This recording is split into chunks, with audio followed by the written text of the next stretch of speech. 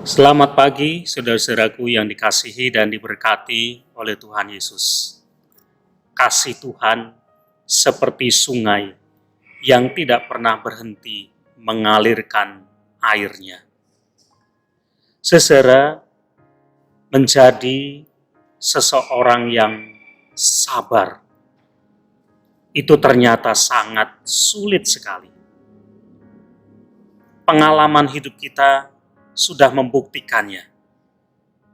Kita sulit menjadi orang yang sabar di rumah misalnya, terhadap istri, terhadap suami, terhadap anak-anak, bahkan terhadap orang tua kita.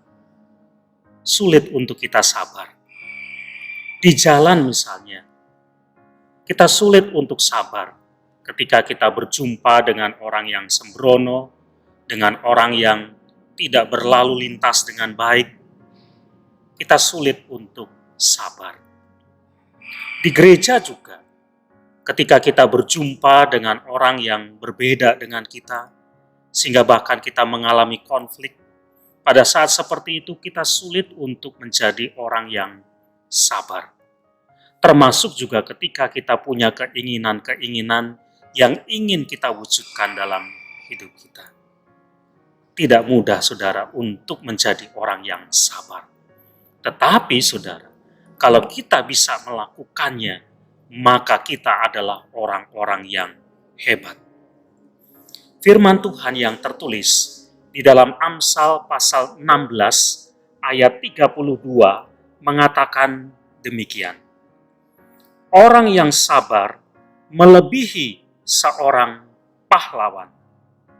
Orang yang menguasai dirinya seperti orang yang merebut kota.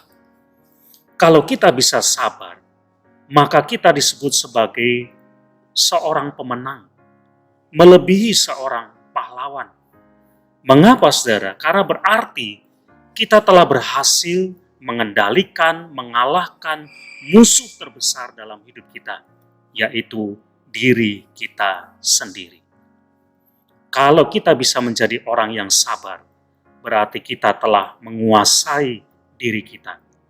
Dan orang yang bisa menguasai dirinya, dia adalah seorang yang melebihi seorang pahlawan. Seperti orang yang merebut kota, dia adalah orang-orang yang menang. Kalau memang tidak mudah bagi kita untuk menjadi orang yang sabar, berdoalah. Minta berkat dan pertolongan Tuhan, supaya hati kita dipenuhi dengan kesabaran.